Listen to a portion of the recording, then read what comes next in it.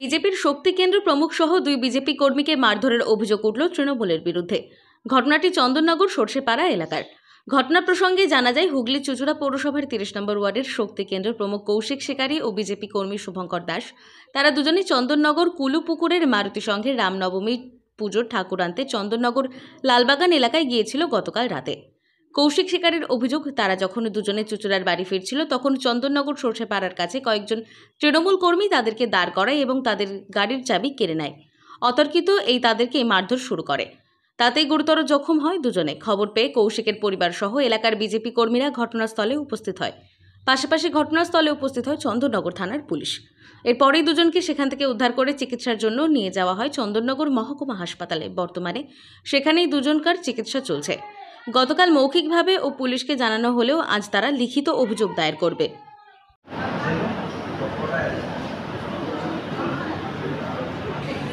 শুয়ে শুয়ে বলো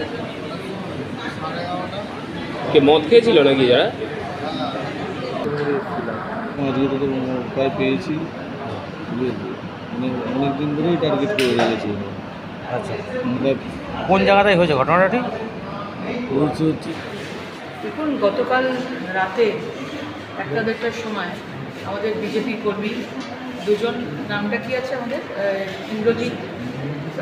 ইন্দ্রজিৎ এবং কৌশিক, দুজন আমাদের তারা ফিরছিল রামনবমীর মূর্তি, তারা অর্ডার দিয়েছিল সেই ঠাকুর সংক্রান্ত বিষয় নিয়ে, ওরা করে কাজ করে ফিরছিল এবং ঠিক গঞ্জবাজারের সামনে ওরা দু দলে ভাগ হয়ে যায়। একজন বাড়ির দিকে যাচ্ছিল, হঠাৎ করে 8-10 জন ছেলে এসে ওদেরকে বেধড়ক মারে। বিজেপি করার অপরাধে 2019 থেকে ওদের সঙ্গে একটা বিবাদ চলছে বিজেপি করার জন্য।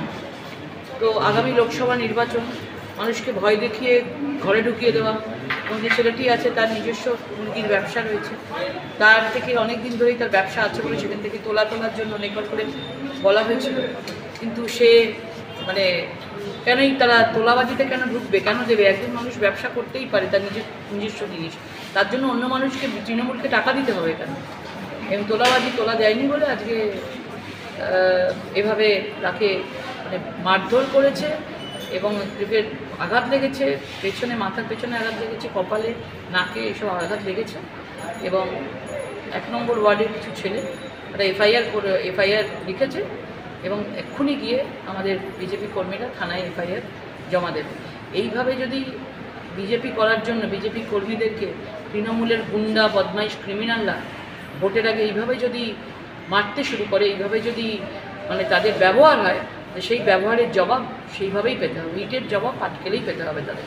কিন্তু যদি তৃণমূল বলছে এটা তাদের নিজস্ব ব্যক্তিগত ব্যাপার, এখানে রাজনৈতিক কোনো ব্যাপারই নেই। খুব ভালো কথা।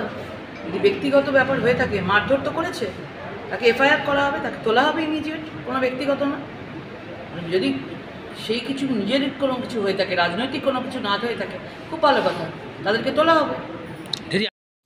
বিজেপি লোকজন যাচ্ছিল, সেই সময় অভিযোগ যে তৃণমূলের কিছু লোকজন, ইন্দ্র বাবায়ের বিরুদ্ধে অভিযোগ উঠছে, তাকে মারধর করা হয়েছে। কি বলবেন? ওই যে হসপিটালে ভর্তি বিজেপি কর্মীরা, এই শক্তি কেন্দ্রের প্রমুখের এইসব নাটক। রাত্রি 1:30টার সময় মদ খেয়ে এরা মারপিট করছে, ঠিক আছে? এদের চন্দননগর একটা শান্তি শহর।